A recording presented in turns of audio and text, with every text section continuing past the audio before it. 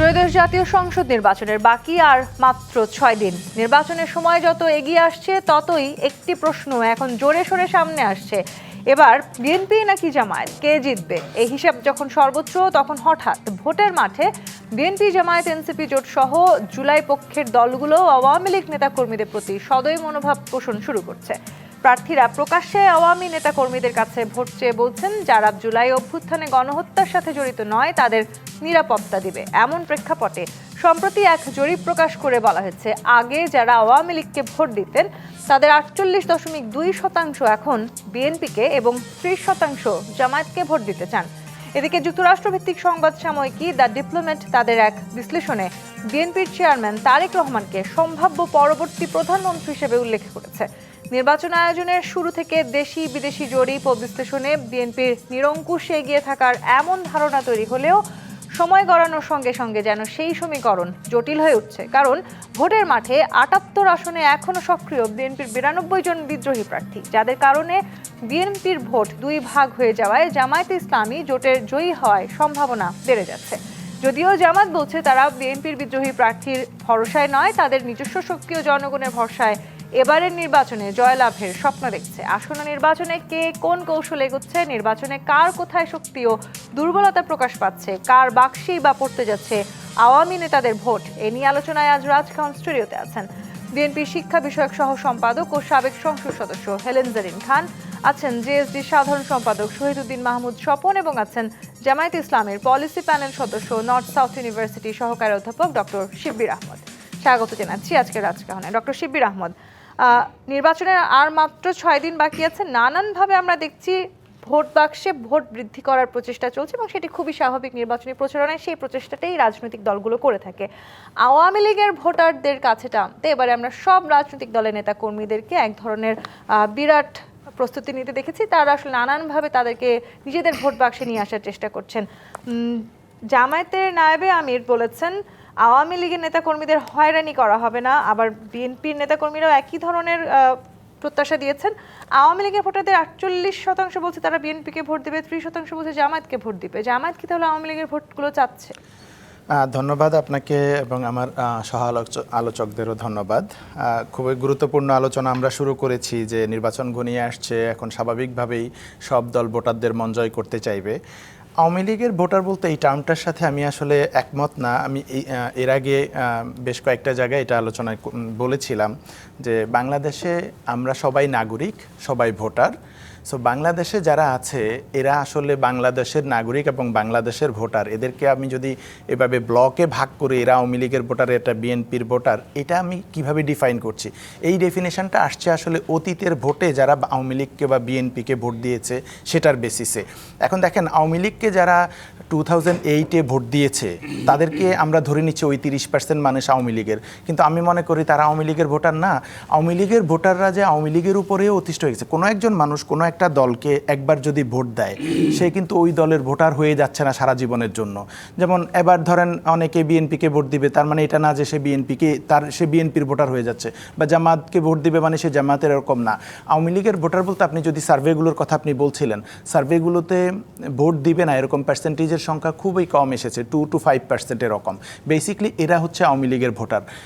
যারা হচ্ছে শেখ হাসিনা যেহেতু নির্বাচন বয়কট করার কথা বলছে বা ভোট বর্জন করার কথা বলছে, ওই যারা তার আহ্বানে এখনও পর্যন্ত সাড়া দিচ্ছে তারাই মূলত আওয়ামী লীগের ভোটার। আর বাকি যাদেরকে আমরা বলছি অতীতে আওয়ামী লীগকে ভোট দিয়েছে মানেই সে আওয়ামী লীগের ভোটার, এরকম কিন্তু না। যদি ওরকমই হতো তাহলে তো শেখ হাসিনা নির্বাচন চুরি করতো না। যদি তার এতই ভোটার সাপোর্ট থাকতো তাহলে সে নির্বাচন করেই ক্ষমতা আসতো, কারণ সে জেনেছে যে এরা আসলে আমার ভোটার না। যে জামায়াতের অনেক নেতাকর্মী বা শিবিরের অনেক নেতাকর্মী তো দীর্ঘদিন আসলে নিজেরাই আওয়ামী লীগের হয়ে থেকে, যে কারণে একটা শব্দ বারবার উচ্চারিত হচ্ছে এবারে প্রচারণায়। এটা খুবই মানে আমি বলি যেগুলো কাদা ছড়াছড়ি, খুবই নোংরা রাজনীতির পার্ট। আমি বলি আমরা এক্সপেক্ট করেছিলাম যে জুলাইয়ের পরে যে আমরা এখন পলিসি নিয়ে কথা বলবো, জামাত কি পলিসি দিচ্ছে, বিএনপি কি পলিসি দিচ্ছে, এগুলো নিয়ে ডিবেট হবে, কারটা ভালো কারটা মন্দ বা কারটা আরও বেটার করা যায়, এগুলো রিভাইজ হবে, রিফাইন হবে, এইটা মানুষ বিচার বিবেচনা করবে। আওয়ামী লীগের আমলে ধরেন বিএনপির সালাউদ্দিন আহমেদ সাহেবও গুপ্ত জায়গা থেকে অনেকে ভিডিও বার্তা দিয়ে দলীয় কর্মসূচি দিতেন, এভাবে নানান মানুষকে নানানভাবে সারভাইভ করতে হয়েছে। সো আমি এটা নিয়ে আসলে আলোচনা করে আমাদের এই রাজকাহনের গুরুত্বপূর্ণ সময় নষ্ট করতে চাই না। এটা আসলে খুব গুরুত্বপূর্ণ কোনো আলোচনার বিষয় না, কারণ আওয়ামী লীগের পিরিয়ডে মানুষ কিভাবে ছিল, মানুষের স্বাধীনতা কতটুকু ছিল, সাংবাদিকরাই বা কিভাবে ছিল, সবাই যার যার মতো করে রয়ে সয়ে চলতে হয়েছে। তো এটা নিয়ে আমি আলোচনা করতে চাই না। আমি যেটা বলছিলাম যে এই যে আওয়ামী লীগের ভোটার বিভিন্ন দলের দিকে যাচ্ছে, এইটাকে আমি এভাবে দেখি না যে হ্যাঁ অতীতে আওয়ামী লীগে ভোট দিয়েছে কিন্তু এখন তারা বাংলাদেশে অন্য দলগুলোকে ভোট দিচ্ছে। এবছর যারা ভোট দিতে রাজি আছে তারা আর কেউ আওয়ামী লীগের ভোটার না, কারণ আওয়ামী লীগের ভোটার হলে সে ভোটই দিত না। আওয়ামী লীগ তো নাই নির্বাচনে। এবারে সে এটা মেনে নিয়েছে যে আওয়ামী লীগ গন কেস, আওয়ামী লীগ ফেসিবাদী দল, বাংলাদেশে নিষিদ্ধ দল। সো সে এখন এক্সিস্টিং যে দলগুলো আছে সেই দলগুলোর মধ্য থেকে যে দলকে তার ভালো লাগে তাকে ভোট দিবে, সেটা বিএনপিকে দিক অথবা জামায়াতকে দিক, অসুবিধা নাই। কিন্তু বিএনপি এবং জামায়াতের কোনো নেতারা আওয়ামী লীগের ভোট পাওয়ার জন্য যেসব কিছু কর্মকাণ্ড করছেন যেগুলো দৃষ্টিকটু, আমি মনে করি যে আওয়ামী লীগের ভোট এই কিছু বক্তব্য কিন্তু জামায়াতের নেতাকর্মীরাও রাইট না, আমি এটাকে ডিফেন্ড করছি না। রাইট না, আমি বলছি না কি বিএনপি, আমি বিএনপি এবং জামাত দুই দলকেই বলছি। আমি এটাকে ডিফেন্ড করছি না যে আওয়ামী লীগের ভোট পাওয়ার জন্য আমি যদি এমন কোনো আচরণ করি যেটা আসলে আমার জুলাইয়ের স্পিরিটের সাথে যায় না, গত 15 বছরে মানুষের যে ত্যাগ তিতিক্ষা স্যাক্রিফাইস গণতন্ত্রের জন্য, এটার সাথে যায় না, আমি এটাকে সমর্থন করি না। সেটা বিএনপির কেউ বলুক আর জামাতের কেউ বলুক। আমি মনে করি বিএনপি বা জামাতের কারোরই আওয়ামী লীগের ভোট পাওয়ার জন্য অতিরিক্ত কোনো কিছু করা দরকার নাই। যারা এবারে ভোটার আছে তাদের কাছে ভোট চাইবে। ওরা অতীতে আওয়ামী লীগকে ভোট দিয়েছে মানে এখনও তারা আওয়ামী লীগকে সমর্থন করে, ব্যাপারটা এরকম না। আমি মনে করি বাংলাদেশের মানুষ তওবা করে আওয়ামী লীগ থেকে ফিরে চলে আসছে। 2 to 5% এই ছোট একটা মার্জিন ছাড়া বাকি মানুষ একে আওয়ামী লীগ করে না, এবং এটা হাসিনাও জানতো দেখেই সে 14, 18, 24 ইলেকশন দেয় নাই। তার যদি 30% ভোটারই থাকে তাহলে তো সেই ইলেকশন দিয়েই জিততে পারতো। সে যারা 2008 সালেও আওয়ামী লীগকে ভোট দিয়েছে তারা কিন্তু 14 সালেও আওয়ামী লীগের ভোটার না, 18 সালে তো আওয়ামী লীগের নাই, 24 সালে এসে টোটালি নাই। এরা আর আওয়ামী লীগের ভোটার না। আওয়ামী লীগ একক ভোট করে 4%, 5% ভোটও পড়তো না। কিন্তু সেই ভোটটা একটা বিরাট প্রভাব ফেলতে যাচ্ছে এবারে নির্বাচনে। শহীদুদ্দিন মাহমুদ স্বপন ডক্টর শিবির একটি কথা বলছিলেন যে আওয়ামী লীগের যারা ভোটার ছিলেন বা যারা আসলে আওয়ামী লীগকে এতদিন সাপোর্ট করেছেন তারা হয়তো তওবা করে আওয়ামী লীগ থেকে সরে এসেছেন। যতই তারা তওবা করে সরে আসুক তারা তো আসলে তাদের ভোটাধিকারটি প্রয়োগ করবেন। সেই ভোটটা আসলে সুস্পষ্টভাবে এবারে নির্বাচনে দুই ভাগে বিভক্ত হচ্ছে কিনা? ধন্যবাদ আপনাকে, সহ আলোচক দুজনকে, বিজ্ঞ আলোচক, ওনাদেরকে ধন্যবাদ। যারা দেখছেন তাদেরকে শুভেচ্ছা এবং অভিনন্দন। প্রথমত হচ্ছে যে আওয়ামী লীগ নিষিদ্ধ দল নয়, আওয়ামী লীগের কার্যক্রম নিষিদ্ধ করা হয়েছে, এক। 2 নম্বর হচ্ছে যে আওয়ামী লীগের ভোটারদেরকে নিষিদ্ধ করা হয়নি। যদি আওয়ামী লীগের ভোটার হিসাবে বলি, আমি এটাও মানতে রাজি নই, কারণ প্রত্যেকটি ভোটার তার ভোট দেওয়ার সাংবিধানিক অধিকার আছেন এবং এটি তার সার্বভৌম ক্ষমতা। এই ক্ষমতার প্রয়োগ করবার মধ্য দিয়ে সে জনপ্রতিনিধি নির্বাচন করে এবং তার মধ্য দিয়ে রাষ্ট্রের সাথে তার একটা চুক্তি তৈরি হয়। সুতরাং ভোটারকে আওয়ামী লীগের ভোটার, বিএনপির ভোটার অথবা জামাতের ভোটার হিসেবে চিহ্নিত করবার মধ্য দিয়ে ভোটারের যে নিজস্ব ক্ষমতা আছে, তার যে সাংবিধানিক বৈধতা অধিকার আছে, সেটির প্রতি আমরা ক্ষুণ্ণ করছি। দ্বিতীয়ত হচ্ছে এই বিশাল সংখ্যক যদি আওয়ামী লীগের ভোটার বলি আমরা, তাদেরকে চিহ্নিত করবার চেষ্টা করি, তাহলে যেহেতু এই ভোটারদেরকে তার ভোটদানের অধিকার হরণ করা হয়নি, সুতরাং তাদের ভোট প্রাপ্তির ক্ষেত্রে, ভোট প্রদানের ক্ষেত্রে তো কোনো প্রতিবন্ধকতা নেই, তারা ভোটটা প্রদান করবেই। এক্ষেত্রে ডক্টর শিবি যেটা বললেন সেটি হচ্ছে যে আমাদের এখানে ভোট রাজনীতির যে সংস্কৃতি দীর্ঘ সময় ধরে বিরাজ করছে, জুলাই পরবর্তী সময়ে আমাদের প্রত্যাশা ছিল যে সেটির থেকে আমরা বেরিয়ে এসে আমরা নতুন বাংলাদেশ তৈরি করবার ক্ষেত্রে আরেকটু উন্নত রুচি সংস্কৃতির আমরা চেষ্টা করব। কিন্তু দুর্ভাগ্যজনকভাবে হলো সত্য যে ভোট সংস্কৃতি যেটি ছিল, যে আমাদের যে পার্লামেন্টটি হবে যেটা বিত্তবানদের ক্লাবে পরিণত হবে এবং ভোট আদায় করবার জন্য, ভোট পাওয়ার জন্য, জেতবার জন্য যে কোনো পথকে অবলম্বন করাই ন্যায়সঙ্গত একটি বিষয়। সেই হিসেবে আমরা বিশেষ ভোট ব্যাংকের প্রতি কি দরদ দেখাবো, কি আচরণ করবে, সেটি আমরা এখন দেখছি। কিন্তু রাজনৈতিক দলগুলোর তো একটা নিজস্ব শক্তি বা নিজেদের যে কৌশল আছে রাজনীতিতে এগিয়ে যাবার, সেই কৌশলের উপর সবচেয়ে বেশি শক্তিটা থাকবার কথা ছিল। তাহলে কি আওয়ামী লীগের যারা ভোটার আছেন তারা এই মুহূর্তে রাজনৈতিক দলগুলো দুর্বলতা হয়ে উঠছেন?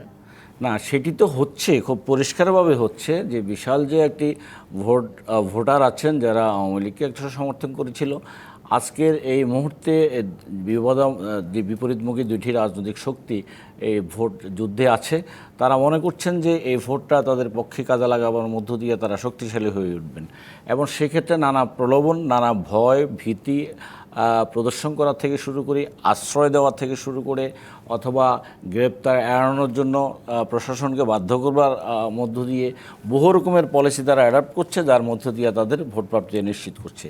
এটি ভোটের রাজনীতির, ভোট রাজনীতিতে সব কিছু ন্যায়সঙ্গত, বিষয়টা এরকম আর কি। এই প্র্যাকটিসটা তা করছে, কিন্তু ভোট পরবর্তী সময় এটি কী রূপ ধারণ করবে আমরা ঠিক জানি না। আমি এখানে একটু আপনাকে সংযুক্ত করতে চাই, সেটা হচ্ছে যে আজকে যে বিষয়টা নিয়ে আলোচনা হচ্ছে, এর থেকে বড় চ্যালেঞ্জের বিষয় হচ্ছে যে আগামী 12 তারিখে যে নির্বাচনটি হবে, সেই নির্বাচন ভালো নির্বাচন হওয়া, অংশগ্রহণমূলক হওয়া এবং নির্বিঘ্নে ভোটারদের ভোট প্রদান করবার যে দীর্ঘদিনের লড়াই সংগ্রামের বিষয় ছিল, সেটি প্রয়োগ করবার যে সুযোগ তৈরি হওয়ার, সেটি হচ্ছে বড় চ্যালেঞ্জ। সেটি যদি আমরা নিশ্চিতভাবে করতে পারি, তাহলে রাষ্ট্রের যে আগামী দিনে যে চ্যালেঞ্জ আছে, সেটি কিছুটা হলেও আমরা এগিয়ে থাকবো। সেই চ্যালেঞ্জের কথাটা যখন আপনি বলছেন, একটু কথা যেটি বলছে, জুলাইয়ের স্পিরিটের সাথে আমাদের যে বিপরীতমুখী হাঁটা বা চলা যেটি হচ্ছে বিভিন্ন ক্ষেত্রে আমরা দেখছি, সেটি থেকে বেরিয়ে আসবার জন্য রাষ্ট্রের যে সামনের সময়ের যে চ্যালেঞ্জ, সেগুলোকে আমরা বিবেচনা নেওয়াটাই গুরুত্বপূর্ণ। আমরা ভোট রাজনীতিতে প্রতিপক্ষ থাকব, কিন্তু জাতীয় স্বার্থের যে চ্যালেঞ্জগুলো আছে সেগুলোকে আমরা অ্যাড্রেস করাটাই আজকে সবচেয়ে গুরুত্বপূর্ণ সেগুলো কি বিষয়। আসলে করা হচ্ছে নাকি আসলে কার বাক্সে কত বেশি ভোট পড়বে সেই দিকে অনেক বেশি নজর দেওয়া হচ্ছে? সেটিও আসলে নির্বাচনী কৌশলের, প্রচারণার কৌশলের মধ্যেই পড়ে। সেখান থেকে আসলে বেরিয়ে আসার বাংলাদেশের নির্বাচনে অন্তত সুযোগ নেই। কিন্তু এই সমীকরণটা আসলে নানাভাবে পাল্টে যেতে পারে কিনা। হেলেন জারিন খান, গোলাম পরোয়ার বলেছেন কেউ কেউ বিরিয়ানি আর নগদ টাকার বিনিময়ে ভোট কেনার চেষ্টা করছেন। আবার একই সময়ে মির্জা ফখরুল ইসলাম আলমগীর বলেছেন এবার তো নৌকা নেই, নৌকা পালিয়েছে, মাঝখানে তাদের যেসব সমর্থক আছেন তাদের বিপদে ফেলে গেছে, আমরা সেই বিপদে তাদের পাশে দাঁড়িয়েছি। ধন্যবাদ আপনাকে, ধন্যবাদ দর্শক শ্রোতাদেরকে এবং সহ আলোচক হিসাবে যারা এসেছেন তাদের প্রত্যেককেই। আপনার এই প্রশ্নের উত্তর দেওয়ার পূর্বে আমি একটু যেতে চাই আমার মানে স্বপন ভাই এবং শিবলি সম্ভবত, হ্যাঁ, যে কথা বলেছেন ওইটার একটু সূত্র ধরে দু একটা কথা বলতে চাই। সেটা হলো যে মানে আওয়ামী লীগের ভোটকে বিভিন্ন দল টেনে নিয়ে আসার যেটা চেষ্টা করেছে, সেটা সেই জায়গায় আমি বিএনপির ব্যাপারে যদি বলেন তাহলে আমি এইটুকুই বলবো যে শহীদ রাষ্ট্রপতি জিয়াউর রহমান, আপনি জানেন যে তিনি যখন জাতীয়তাবাদী দলটি প্রতিষ্ঠা করেছিলেন, তিনি কিন্তু জাতীয়তাবাদী দলের যে মূল লক্ষ্য উদ্দেশ্য, সেখানে যদি আমরা যেতে চাই সেখানে দেখবো যে আমরা বহুদলীয় গণতন্ত্রে বিশ্বাসী। যেই কারণে জামাতে ইসলাম, শহীদ রাষ্ট্রপতি জিয়াউর রহমানের সময় জামাতে ইসলাম কিংবা আওয়ামী লীগের যে যে জন্ম হলো বাকশাল থেকে, সেটাও কিন্তু বিএনপির হাত ধরেই, মানে শহীদ রাষ্ট্রপতি জিয়াউর রহমানের হাত ধরেই এসেছিল। ঠিক একই এই যে 36 জুলাইয়ের পরে যখন আওয়ামী লীগ দীর্ঘ 17 বছর যে অত্যাচার, নির্যাতন, নিপীড়ন করেছে কিংবা এই যে স্বৈরাচারী কর্মকাণ্ড করেছে, সেইটার বিপক্ষে কিংবা কে ফেস করার জন্য যেই দলটি সবচেয়ে বড় ভূমিকা পালন করেছে সেটা হচ্ছে জাতীয়তাবাদী দল। এবং আপনি জানেন যে 2014 সালের পরে কিন্তু জামাত ইসলাম যদিও বিএনপির সাথে অ্যালায়েন্স ছিল, কিন্তু আমরা 2014 সালের পরে কিন্তু তাদের কোনো ধরনের অ্যাক্টিভিটিস আমরা দেখতে পাই নাই। সেই কারণে কিন্তু বিএনপিকে অনেকটা একাই বলা চলে, আর ছোট ছোট স্বপন ভাইদের মতো আরও দুই চারটা দল যারা আছে তাদের সাথে নিয়েই কিন্তু এই ফ্যাসিস্টদের বিরুদ্ধে রুখে দাঁড়াতে হয়েছে। তো তারপরেও কিন্তু বিএনপির পক্ষ থেকে 36 জুলাইয়ের পরে কিন্তু বিএনপি যেটা বলেছে যে নির্বাহী আদেশ আসলে কোনো দল, যেটা জামাতকে আপনি জানেন যে এই মাফিয়ারা যখন চলে যায় তার কিছুদিন আগে, মানে 2024 সালের নির্বাচনের পূর্বে জামাতকে কিন্তু মানে নিষিদ্ধ করা হয়েছিল, সেইটার বিরুদ্ধেও বিএনপি কিন্তু রুখে দাঁড়িয়েছিল, সেইটার বিরুদ্ধে যে বিএনপি প্রতিবাদ জানিয়েছিল। ঠিক একইভাবে আমরা কিন্তু 36 জুলাইয়ের পরেও আমরা বলেছিলাম যে নির্বাহী আদেশে কোনো দলকে মানে দলের কার্যক্রম বন্ধ করার পক্ষে আমরা না। যেটা সর্বশেষ আমরা দেখেছি যে টাইম ম্যাগাজিনে আমাদের বিএনপি চেয়ারম্যান জনাব তারেক রহমান যে সাক্ষাৎকারটি দিয়েছে, সেখানেও কিন্তু তিনি একই কথা বলেছেন। এবং গণতান্ত্রিক ধারা রক্ষা করতে, কিন্তু আবার যাদেরকে আপনারা এত আন্দোলন করেছেন তাদের সেই ভোটগুলো নিজেদের বাক্সে টেনে নিয়ে আসার জন্য যে রাজনীতি শুরু হয়েছে, সেটি আসলে কি প্রমাণ করছে? এটা দেখেন, বিএনপির পক্ষ থেকে যেটা আমরা সবসময় বলেছি যে আওয়ামী আওয়ামী লীগ যে অন্যায় করেছে, অপরাধ করেছে এবং যারা করেছে তাদেরকে আইন তার নিজস্ব গতিতে চলবে। আইন আদালত আছে, তারা অপরাধী হলে সেটা শাস্তি ভোগ করবে আইনের আয়তায় নিয়ে। সেইটা কোনো নির্বাহী আদেশে না, কিংবা কোনো দল মানে স্লোগান দিল, বক্তৃতা দিল, কিংবা জনসমাবেশ করে ব্যান করে দিতে বললো, সেইটার পরিপ্রেক্ষিতে যদি বলি তো আগামীতে আর একটি দলের বিরুদ্ধে যে এই ধরনের কর্মকাণ্ড হবে না তার নিশ্চয়তা কি? তাহলে কি আপনারা আসলে বিরিয়ানি নগদ টাকার বিনিময়ে ভোট কেনার চেষ্টা বিরিয়ানি আর করছেন? নগদ অন্তত টাকার এই বিনিময়ে তো আমরা না দেখতে পাই যে জামাত ইসলামের পক্ষ থেকে নারী সদস্যরা যারা আছে তারা বিভিন্ন বাড়ি বাড়িতে গিয়ে এই যে ফ্যামিলি, বিশেষ করে জান্নাতের কথা বলে, তারপরে বিভিন্ন এনআইডি কার্ড নিয়ে এসে সেখানে আপনি জানেন অনেক জায়গায় কিন্তু ধরাও পড়েছে। সেই জায়গায় কিন্তু আমরা দেখতে পেয়েছি যে জামাত ইসলামের পক্ষ থেকে এই ধরনের নানা রকমের প্রলোভন দেওয়া হচ্ছে। আর বিএনপি কিন্তু ওই ধরনের রাজনীতিকে কোনোদিনই করে নাই। বিএনপি এটা নতুন কোনো নির্বাচনে যান নাই। বিএনপি অতীত দিনে অনেকগুলা নির্বাচন করেছে এবং অনেকগুলা নির্বাচনে বিএনপি বিপুল ভোটে জয়লাভ করে সরকার গঠন করেছে। কাজেই বিএনপির বিরুদ্ধে এই ধরনের অভিযোগ আমি মনে হয় এটা জাতি কখনো বিশ্বাস করবে না। কাজে আমি জানি না জামাতের সেক্রেটারি জেনারেল তিনি কে কেন্দ্র করে তিনি এই বক্তব্যটি দিয়েছেন সেটা তিনি স্পষ্ট করবেন। এবং এখানে যে জামাতের পক্ষ থেকে যে আলোচক এখানে উপস্থিত হয়েছেন আমার মনে হয় এই অভিযোগগুলো কিন্তু আসলে পাল্টাপাল্টি হচ্ছে। আরেকটা বিষয় আমি বলি, নির্বাচনের আগে হয় কি, ধরেন অভিযোগ এটা যতই আপনি বলেন উন্নত দেশের মানে যেখানে উন্নত গণতন্ত্র সেখানের নির্বাচনকেও যদি আমরা নির্বাচনে বেশ কিছু সিল উদ্ধার করা হয়েছে, সেটি নিয়ে আজকে সারাদিন ব্যাপী আসলে আলোচনা এই যে দেখেন লক্ষ্মীপুরের সিল, তারপরে পুরান ঢাকায় আমরা দেখেছি যে জামায়াতের নির্দেশনায় করা হয়েছে। এই জায়গাগুলোতে আমি আসবো। এভাবে আসলে আওয়ামী লীগের ভোট টেনে নিয়ে আসার যে কৌশল, সেখান থেকে হঠাৎ করে কেন নির্বাচনী দলগুলো সিল ছাপানোর কাজের সেই কৌশলটিকে নিয়ে যাচ্ছে এই আলোচনায় আসবো। একটি বিরতির সময় হয়েছে। জি 25 নিবেদিত রাজখান থেকে বিরতি নিয়ে ফিরছি, সাথেই থাকুন। ডক্টর শিব্বির আহমদ, কার বাক্সে আওয়ামী লীগের ভোট পড়তে যাচ্ছে সেই সমীকরণ যেমন রাজনৈতিক দলগুলো এবারে মিলানোর চেষ্টা করছে, ঠিক একইভাবে কার বাক্সে কত বেশি নিজেদের পক্ষে সিল মারা ব্যালট পড়ছে সেই প্রশ্নটা উঠছে। হঠাৎ করে দেখা গেছে যে জামায়াতের নাম এসছে আসলে যখন আমরা দেখলাম বিভিন্নভাবে সিলগুলো উদ্ধার করা হলো, তার মানে তাদের কাছে আসলে ব্যালটও পৌঁছে গেছে কিনা এই ধরনের প্রশ্নগুলোও তো আসছে। ধন্যবাদ। আমি হেলেন আপার হেলেন আপার কথার সূত্র ধরে একটু দুটো লাইন অ্যাড করতে চাই। হেলেন আপা বলছেন 2014 সালের পর থেকে নাকি জামাতকে উনি আন্দোলনে দেখে নাই। আমি জানি না ওনারা কি ভাবেন যে একটা মিথ্যা কথা বারবার বলতে থাকলেই এটা সত্য হয়ে যাবে। 2018 সালেও বিএনপি এবং জামাত যৌথভাবে ইলেকশন করেছে যখন হাসিনার অধীনে একটা নির্বাচন হয়েছিল। যাই হোক, এগুলো নিয়ে আসলে কাদা ছোঁড়াছুঁড়ি আমি করতে চাই না। কে কখন ছিল না ছিল দেশের জনগণ দেখেছে, 24 সালের আন্দোলনেও দেখেছে এবং শেখ হাসিনাও দেখেছে বলেই শেখ হাসিনা যাওয়ার আগে দিয়েও জামাতকে শিবিরকে নিষিদ্ধ করে গিয়েছে, কারণ সে বুঝেছে যে হাসিনার বিরুদ্ধে যে আন্দোলন হচ্ছে এটা আসলে জামাত করছে। সরি।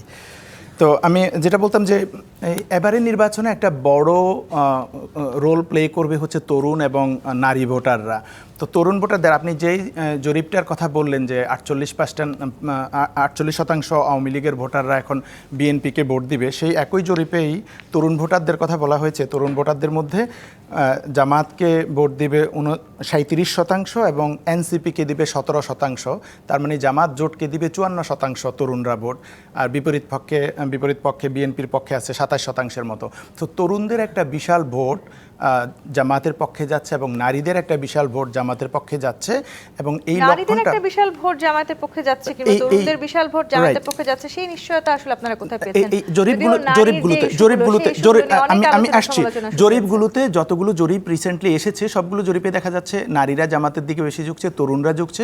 তবে বয়স্করা বিএনপির দিকে, কম শিক্ষিতরা বিএনপির দিকে, বেশি শিক্ষিতরা জামাতের দিকে। সবগুলো জরিপে এরকম ফলাফল এসেছে, ইনোভেশন বা বিআইজিডি, আইআরআই এই জরিপগুলোতে। তো এইটার আসলে ইম্প্যাক্টটা পড়েছে বিএনপির উপর। এবং ক্যাম্পাস ইলেকশনগুলোতেও আপনি দেখেছেন যে তরুণরা শিবিরের প্যানেলগুলোকে ভোট দিয়েছে, নারীরা শিবিরের প্যানেলগুলোতে ভোট দিয়েছে। এবং এই প্রভাবটা পড়ার কারণে বিএনপি বেসিকলি একটু বেপরোয়া হয়ে গেছে যে আমার এই আওয়ামী লীগের ভোটটাকে আমার ক্যাশ করতে হবে। এবং এই জন্য বিভিন্ন জায়গায় দেখবেন যে অনেক জায়গায় এভাবে ক্যাম্পেইন করা হচ্ছে যে ধানের শীষেই এখন নৌকা, বা দাঁড়িপাল্লা যদি জিতে তাহলে কিন্তু হাসিনাকে আগে ফাঁসি দিবে, আমরা যদি থাকি তাহলে আপনারা টিকে থাকতে পারবেন, বা বিভিন্নভাবে এরকম প্রতিশ্রুতি তো আপনারাও দিয়েছেন, এই ধরনের জামাতের দু একজন নেতার কথা আমি বলেছি শুরুতে, যে জামাতের দু একজন নেতা এরকম করেছে তার লোকাল। কিন্তু যেমন ধরেন বিএনপি নেতা হারুন বলেছেন যে আওয়ামী লীগের কাউকে যদি গ্রেপ্তার করা হয় তিনি থানা ঘেরাও করবেন, এই ধরনের কথা বলে ওনারা আওয়ামী লীগের ভোটটা পাওয়ার চেষ্টা করছেন, এবং সেটাতে ওনারা সফল হয়েছেন কিছুটা, যেটা আমরা এই জরিপে দেখতে পাচ্ছি যে 48%। আমি একটু শেষ করি তো ওই জায়গাটায় এসে বিএনপি কিছুটা সফলতা পেয়েছে, যে 48% ভোটাররা সেখানে আসছে। আর আপনি লক্ষ্মীপুরের সিলের কথা বলছিলেন, আমি মাত্রই প্রথম আলোর নিউজটা দেখছিলাম যে এই সিল সহ একজন ব্যক্তি, প্রেসের একজন ব্যক্তি ধরা পড়েছেন, এবং সেখানে প্রথম আলোর নিউজ আমি দেখেছি যে এখানে বিএনপি এবং জামাত দুটোই পাল্টাপাল্টি সংবাদ সম্মেলন করেছে, এবং জামাতের প্রার্থী বলেছে যে কোনো একটা ঘটনা ঘটলেই জামাতকে দায়ী করা এটা বিএনপির মুদ্রা দোষে পরিণত হয়েছে, এবং শহীদুল ইসলাম চৌধুরী এনি এবং রেজাউল করিম ওখানকার যে প্রার্থী জামাতের, ওনারা দুজনেই পাল্টাপাল্টি অভিযোগ করেছেন। এটাতে কোনোভাবে নিশ্চিত আমি দেখিনি প্রথম আলোতে যে সে জামাতের বা বিএনপির কোনো দলের। আমি মনে করি এটা যদি হয়, অভিযুক্ত হয়, তাহলে হচ্ছে প্রশাসনের ব্যবস্থা নেওয়া উচিত, সে কেন এটা করছে, কি জন্য করছে, এবং এই সিল দিয়ে সে কি কাজ করবে, বা আমাদের নির্বাচন কমিশনেরও আসলে কাজ কি সেটা নিয়ে। যে জরিপগুলো বললেন, লাস্ট যে জরিপে সেখানে এসে বিএনপি 70% ভোট পাবে আর জামাত পাবে 22 না 23% এরকম। আর এবং আপনারা দেখেছেন আমাদের চেয়ারম্যান সাহেব যেদিন 25শে ডিসেম্বর বাংলাদেশে এসেছিলেন, সেই দিন পৃথিবীর সমস্ত যত মিডিয়া, যত পত্রিকা, সেখানে কিন্তু তাকে সবাই কিন্তু সম্ভাব্য প্রধানমন্ত্রী হিসাবে তাকে অ্যাড্রেস করে নিউজগুলো করেছেন। তো উনি কোথায় কি বললেন, কি পেলেন আমি জানি না। আর একটা বিষয় হলো যে বলতে চাই যে নির্বাচনে যে ইঞ্জিনিয়ারিং যে বিষয়টা, সেটা কিন্তু জামাত এখন থেকে আরও 3-4 মাস আগে থেকেই শুরু হয়েছে। প্রথম শুরু হয়েছে, আপনাদের নিশ্চয়ই মনে আছে যে জামাতের একজন মাসুদ সাহেব দক্ষিণ মহানগর দক্ষিণের সম্ভবত সেক্রেটারি, সে যে শিবিরের সভাপতি ছিল, তো উনি প্রথমে ওনার একটা কিন্তু ভিডিও ভাইরাল হয়েছিল, সেখানে বলেছিল ইসলামী ব্যাংকের যত কর্মকর্তা আছে তারা কিভাবে নির্বাচন ম্যানিপুলেট করবে সেই ব্যাপারে দিক নির্দেশনা দিচ্ছিল। তারপরে আপনাদের নিশ্চয়ই মনে আছে কি যেন চট্টগ্রামের শাহজাহান সাহেব, সাবেক এমপি যিনি ছিলেন, তিনি কিভাবে বলেছিলেন প্রশাসন আমাদের কথায় উঠতে হবে, বসতে হবে, তাই সেইভাবে ওনারা নির্বাচনটা নির্বাচন ওনারা করবেন এবং নির্বাচন ম্যানিপুলেট করবে, সেই কারণে প্রশাসনকে ওনাদের কুক্ষিগত করতে হবে, ওনাদের কথা উঠে দেবে। তারপরে এটা উনি কোথায় পেলেন আমি জানি না। সারা জীবন বিএনপি নারীদের ভোট পেয়ে অতীত দিনে যত নির্বাচন হয়েছে সেই নির্বাচনে কিন্তু সবচেয়ে বেশি ভোট পেয়েছে নারীদের বিএনপি। আর জামাত তো যখন ওনারা একক নির্বাচন করেছে মাত্র 3টা আসনে ওনারা জয়লাভ করতে পেরেছে। বিএনপির সাথে যখন ঐক্যবদ্ধ করেছে তখন ওনারা 17টি আসন থেকে পেয়েছে। তো ওনারা সেখান থেকে এত দ্রুত জাম্প করতে চান কোন হিসাবে আমি তো জানি না। এটার একটাই কারণ হতে পারে, আমরা দেখতে পেয়েছি যে পোস্টাল ব্যালট যেটা করেছে সেটা নিয়েও কিন্তু আপনি জানেন যে নানা রকমের সমালোচনা কিংবা বিতর্ক উঠেছে। এর পরবর্তীতে আমরা সর্বশেষ যেটা দেখলাম যে এই যে লক্ষ্মীপুরে যেটা হয়েছে যে সিল সহ, এবং যাকে ধরেছে সে কিন্তু স্বীকারোক্তি দিয়েছে। তো জামাত হয়েছে কি হঠাৎ করে কিছু পেলে মানুষ যে তালগোল হারিয়ে ফেলে, কি থেকে কি করব, কি চিন্তা করব, এরকম একটা আরে ভাই আস্তে আস্তে যান, এত সহজ না। 2-3টা আসন থেকে আপনারা না হলে সর্বোচ্চ 10টা আসন নয়, 20টা আসন নয়, 30টা আসনই পেতে পারেন। তা আপনারা এত দ্রুত একবারে সরকার গঠন করে ফেলবেন, আপনারা বিএনপিকে দেবেন। তারপরে আমরা কিন্তু একটা অবাধ সুষ্ঠু নিরপেক্ষ নির্বাচন হোক, সেই জায়গায় জনগণ যাকে খুশি তাকে ভোট দিবে, কিন্তু ওনারা তো সেই জায়গায় যাচ্ছেনই না। ওনারা সেই জায়গায় ম্যানিপুলেট করবার জন্য নির্বাচনী সমীকরণ পাল্টে ফেলবার কথা বলছিলেন শহীদুদ্দীন মাহমুদ স্বপন, যেই জামায়াতে ইসলামী সবচাইতে বেশি হয়তো আওয়ামী লীগ দ্বারা নির্যাতিত হয়েছে, আবার বিএনপিও বলছে তারা দীর্ঘ 16-17 বছর তারা আওয়ামী লীগ দ্বারা নির্যাতিত হয়েছে। সেই আওয়ামী লীগের ভোট তারা দুটো দলই নিজেদের বাক্সে টেনে নিয়ে আসার জন্য চেষ্টা করছেন। এই কৌশলটাকে আসলে আপনি কতখানি সফল হবে বলে মনে করেন? ধন্যবাদ। প্রথম হচ্ছে যে আওয়ামী লীগ এবং বিএনপি এবং জামাত বা দুই জোট বা যাদেরকে নিয়ে যারা ভোট করছেন তারা এই ভোটের প্রশ্নে অনৈতিক যে প্রতিযোগিতা যেটি হয় আমরা বলি ভোটের সময় যা হয় সেটি করছেন। সেক্ষেত্রে কেউ কারো থেকে পিছিয়ে নাই। একজনে যেমন জামাতকে আওয়ামী লীগকে আশ্রয় দেওয়া বা এই প্রত্যক্ষ প্রকাশ্য ঘোষণা দিচ্ছেন, জামাতও সেক্ষেত্রে পিছিয়ে নেই, বিএনপি দুই পক্ষই করছে। এখন প্রশ্নটি হচ্ছে যে এই প্রতিযোগিতায় বিএনপি এবং জামাত কেন এই জায়গায় আসলো? আপনি দেখুন, বিএনপি একসময় ভোট করতো আওয়ামী লীগের বিরোধিতা করবার জন্য, এবং তার ভোট ভারত বিরোধিতা এবং আওয়ামী লীগ বিরোধিতার মধ্য দিয়ে সীমাবদ্ধ থাকতো। সাথে কাকে নিত? জামাতকে নিত। জামাত তার সঙ্গী, এবং ইসলামিক ভোট বলেন যাই বলেন সেই সব কিছু মিলিয়ে তার ভোট ব্যাংক। এখন জুলাই পরবর্তী সময় সেই সমীকরণটা পুরোটা পাল্টে গেল। সেই সমীকরণ পাল্টে বিএনপির যেই আগের যে ভোট রাজনীতি যেটা ছিল সেটি তো এখন থাকবার সুযোগ নেই। একই সাথে জামাত যাদেরকে নিয়ে যে রাজনীতিটা করতো আওয়ামী লীগের বিরুদ্ধে, তাদেরও সেটা থাকবার সুযোগ নেই।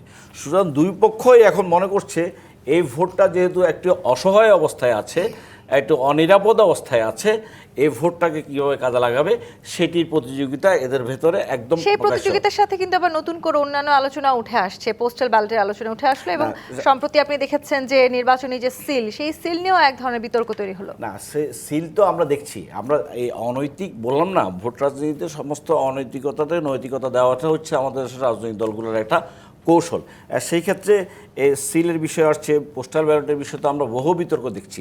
এবং এই ক্ষেত্রে এটি বলা যায় যে বাংলাদেশের নির্বাচন কমিশন যে একটা ভালো নির্বাচন করবার জন্য যে চ্যালেঞ্জ তারা দিয়েছিল বা উৎসবমুখর এবং অনেক বছর পরে একটা ভালো নির্বাচন হবে, আপনি এটি যে খেয়াল করেন দেখবেন যে আচরণবিধি লঙ্ঘন করবার ক্ষেত্রে যে প্রতিযোগিতা চলছে সেই ক্ষেত্রে অত্যন্ত রহস্যজনকভাবে এই কমিশন নীরব ভূমিকা পালন করছে। আপনি দেখুন, এই ক্ষেত্রে কিন্তু বড় দুইটি জোট যারা নির্বাচনে আছে তারা কিন্তু সমান তালে এই কথা বলছে। 20টা বিলবোর্ড দেওয়ার কথা, ফেস্টুন দেওয়ার কথা কয়টা, কত লক্ষ ফেস্টুন লাগানো আছে, কত বিলবোর্ড দেওয়া আছে, রঙিন ফেস্টুন কত রাস্তায় রাস্তায় আপনি দেখবেন। কোনো বিষয় নির্বাচন কমিশনের কোনো তদারকি নাই, ক্ষমতা নাই, কিছু নাই। জামাতের হয়ে কাজ করছে অভিযোগ করছে বিএনপি, আবার জামাত অভিযোগ করছে যে বিএনপির হয়ে কাজ করছে। দুই পক্ষই পক্ষপাতপুষ্ট নির্বাচন কমিশনের কথা বলছে। সুতরাং উনিও বলছে পক্ষপাতপুষ্ট, ইনিও বলছে পক্ষপাতপুষ্ট। সুতরাং নির্বাচন কমিশন আসলেই পক্ষপাতপুষ্ট, কারণ দুই পক্ষই যখন এক জায়গায় বলে যে তার পক্ষপাতিত্ব আছে, তো তাকে তো আমি মনে করবো যে সে পক্ষপাতিত্ব করছেই, কখনো তার পক্ষে করছে। তখন আপনি কি মনে করছেন না যে কোথাও না কোথাও গিয়ে এইবারের নির্বাচনে রাজনৈতিক দলগুলো নিজস্ব শক্তি যতখানি না প্রকাশ করার চেষ্টা করছে, তার চাইতেও বেশি নানানভাবে জনগণের ভরসায় কিংবা আওয়ামী লীগের এই যে ভোট বাক্স তাদের ভরসায় নির্বাচনে এগিয়ে যাওয়ার স্বপ্ন দেখছে? এই আলোচনায় আমি ফিরতে চাই। আরেকটি বিরতি সময় হচ্ছে, জি25 পাত নিবেদিত রাজখান থেকে আরেকটি বিরতি নিয়ে ফিরছি, সাথেই থাকুন। শহীদুদ্দিন মাহমুদ স্বপন প্রশ্ন রেখে বিরতিতে গিয়েছিলাম, রাজনৈতিক দলগুলো নিজস্ব শক্তির বাইরে গিয়ে অন্যান্য কৌশল কাজে লাগিয়ে নির্বাচনে জয়লাভের স্বপ্ন দেখছেন কিনা? জি, আবার আপনাকে ধন্যবাদ। আমি এই ক্ষেত্রে বলতে চাই যে প্রথমত জুলাই পরবর্তী বাংলাদেশ তৈরি করবার জন্য রাজনৈতিক দলগুলো যে বিষয়ের উপরে দৃষ্টি রাখবার কথা ছিল, যে বিষয়টাকে ফোকাল করবার কথা ছিল, সেখান থেকে বেরিয়ে এসে রাজনৈতিক শক্তিসমূহ ভোট রাজনীতিতে জেতবার জন্য যে সমস্ত কৌশল এবং অপকৌশল দরকার সেগুলোর উপর আস্থা রাখবার বেশি চেষ্টা করছে। সেই ক্ষেত্রে আপনি দেখবেন যে সম অংশীদারিত্ব আছে সব জায়গায়, সেটা বৈধ অবৈধ ন্যায় অন্যায় এই বিবেচনাবোধটা সেখানে রাখা হচ্ছে না। আমরা সকলে মিলে প্রত্যাশা করেছিলাম জুলাই পরবর্তী বাংলাদেশ তৈরি করবার জন্য যে ভোটটি এখন আমরা করতে যাচ্ছি সেটি 54 বছরের ভিতরে একটি ব্যতিক্রমধর্মী ভোট, যেখানে একটি হ্যাঁ না ভোটের প্রশ্ন আছে, যেখানে রাষ্ট্র ব্যবস্থার সংস্কারের প্রশ্ন আছে, সেখানে জুলাই সনদ বাস্তবায়নের প্রশ্ন আছে। এই প্রশ্নটাকে কীভাবে আমরা দেখছি সেই বিষয়ে জনগণকে উদ্বুদ্ধ করার প্রশ্নে এবং রাষ্ট্র পুনর্গঠনের প্রক্রিয়ায় এই জুলাই সনদ কী ভূমিকা রাখতে পারে সেই বিষয়ে কিন্তু আমাদের দৃষ্টিটি আমরা সেভাবে দিতে পারিনি।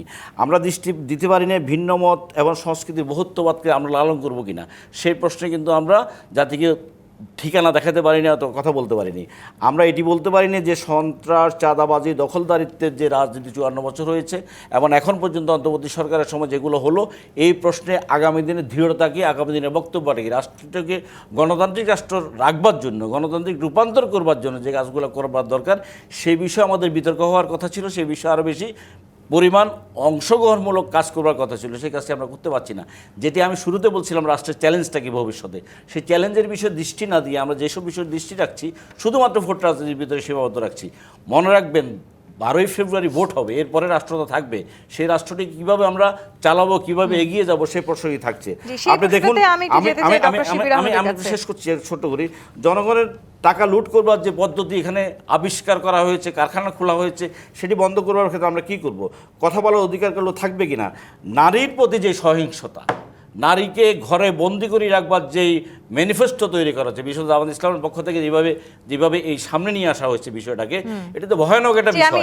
এই প্রশ্নে নারীকে কাজ করার ক্ষমতা দেওয়া হবে না, নারীর অধিকার থাকবে কিনা, সেই বিষয়টা আজকে গুরুত্ব দেওয়া উচিত। পারছেন নাকি আসলে রাজনৈতিক দল হিসেবে দুর্বলতাগুলো বেশি প্রকাশ পাচ্ছে? সেই সাথে একটু জানতে চাই, হঠাৎ করে আসলে অনেক কিছু পেয়ে গিয়ে জামাত ইসলামী তালগোল পাকিয়ে ফেলছে যে অভিযোগটি করছিলেন হেলেন জেরিন খান, সেটা কি সত্যি?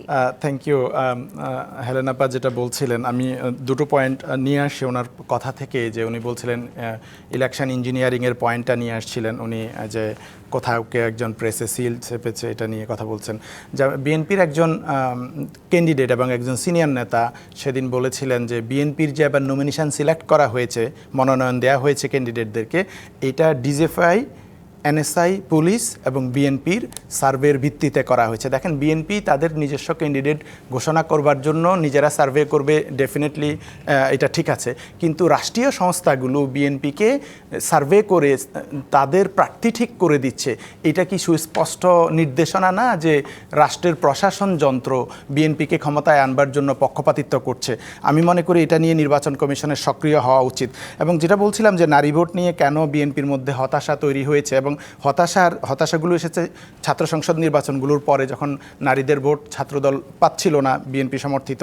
এখান থেকে হতাশাটা দেখেন, একজন বিএনপি নেতা বলছিল যে জামাই বিএনপি সভাপতি আর তার বউ নাকি জামাতের রোকন, আমাদের কি অবস্থা হয়ে গেছে। মানে ঘরে ঘরে একটা হতাশা তৈরি হয়েছে, এবং সেই হতাশাটা পরিস্ফুটন বলেছেন যে জান্নাতে টিকিট পাওয়া যাবে যদি জামায়াত ইসলাম। দেখেন, এগুলো রাজনীতিতে ধর্মের ব্যবহার নিয়ে বিএনপিতে এরকম অনেকেই বিএনপির নেতারা এরকম বলেছে, বিএনপিতে ভোট ধানের শীষে ভোট দিলে জান্নাত পাবেন, এরকম 10-15টা ক্লিপ, হ্যাঁ অবশ্যই অনেকগুলো ক্লিপ আমি দেখাতে পারবো।